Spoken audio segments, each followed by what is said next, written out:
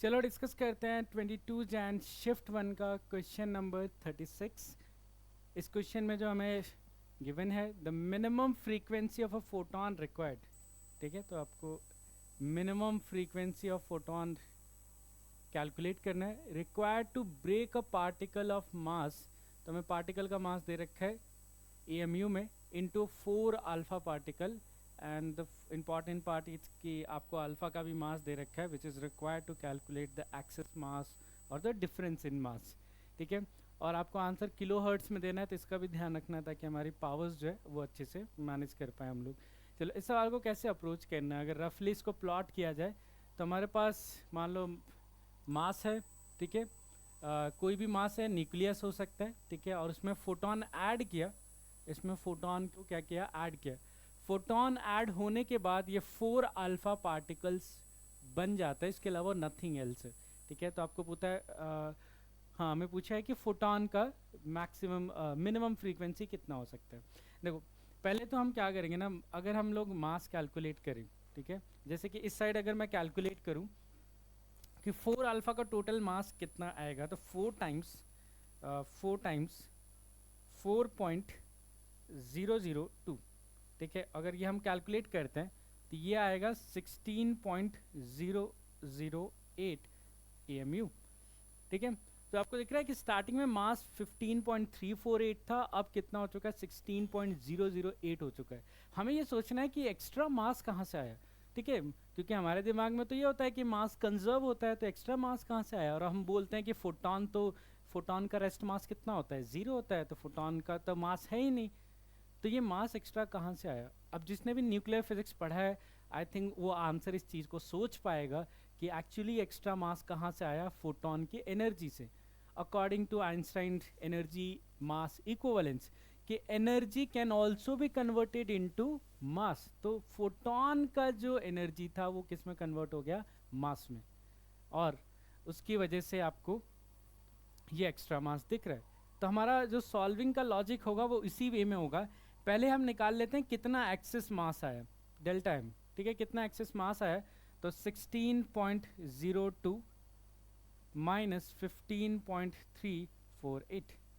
ठीक है, इसको हम सब्ट्रैक्ट कर लेते हैं, तो 16.002 माइनस 15.348।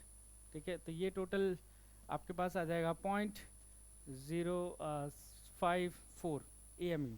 ठीक है, अप्रॉक्सीमेटली इतना एएमयू आ जाएगा, इतना मास का डिफरेंस है। अब ये जो एक्स्ट्रा मास है फोटोन की एनर्जी से कन्वर्ट हुआ है, तो इसका मतलब फोटोन की एनर्जी कितनी हो गई। फोटोन की एनर्जी निकालने के लिए हम Einstein mass energy relation use करेंगे which is M C square, energy equal to M C square. तो यहाँ से कन्वर्ट कर लेते हैं। अब हमें पता है फोटोन की एनर्जी किसके बराबर होती है, H into F, H into F, that is equal to delta M C square. तो यहाँ से देखो फ्रीक्वेंसी आ जाएगा, फ्रीक्वेंसी कितना आ गया, delta M C square divided by H. सारी वैल्यूज पुट कर देते हैं, 0.654 एएमयू। बस हम अब जो इसमें इंपॉर्टेंट पार्ट है वो यूनिट्स को अच्छे से मैनेज करना है। पॉइंट एएमयू में है, इसको केजी में कन्वर्ट करना पड़ेगा। आप देख सकते हो केजी में कन्वर्जन रेट दे रखा है 1.66, और साथ में एच की भी वैल्यू दे रखा है 6.6।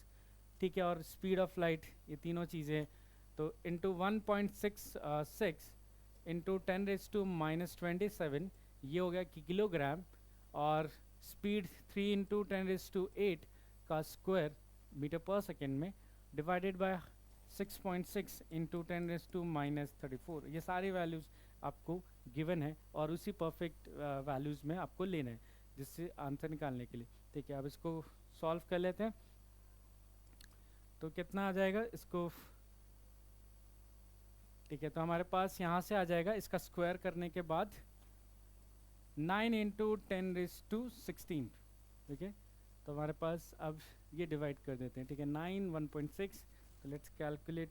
ऊपर न्यूमरेटर में 0.654 इंटू 1.66 इंटू 9, तो ये टोटल हो गया ऊपर न्यूमरेटर में 9.77 अप्रॉक्सीमेटली इंटू 10 ये -27 है, इसमें 16 है तो 27, 16 ये कितना आ गया 11, ठीक है, नेगेटिव में, सॉरी नेगेटिव में, डिवाइडेड बाय नीचे हमारे पास है 6.6 इंटू 10⁻⁻34।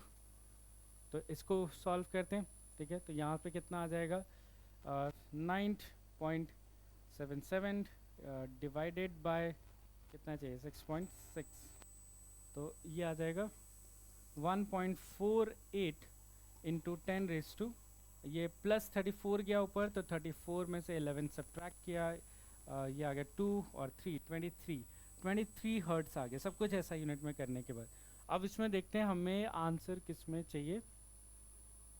एक तो हमें आंसर किलो हर्ट्स में चाहिए, ठीक है, और यहाँ पे डबल डिजिट बनाना है, तो डबल डिजिट बना देते हैं। अभी मेरे पास एक ही डिजिट है, तो पहली बात तो 14.8 कर देते हैं, ठीक है। 14.8 करेंगे तो ये 10⁻22 हर्ट्स हो जाएगा। अब इसको किलो हर्ट्स में बनाने के लिए 3 पावर्स अलग कर लेते हैं 10 की, तो 3 पावर अलग करोगे तो 10⁻19 आ जाएगा किलो हर्ट्स, ठीक है। इस तरह 14.8 इंटू 10⁻19 किलो हर्ट्स, तो 19